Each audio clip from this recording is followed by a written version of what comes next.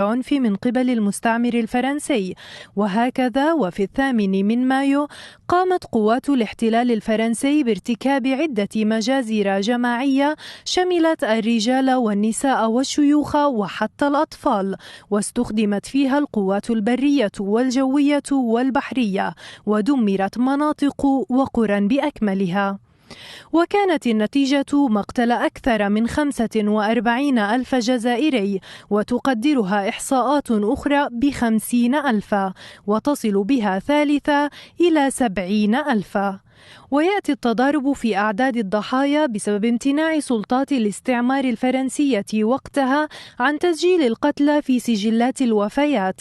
لهذا لا تزال محاكم جزائرية تنظر في طلبات تسجيل وفيات من تلك الحقبة حتى يومنا هذا.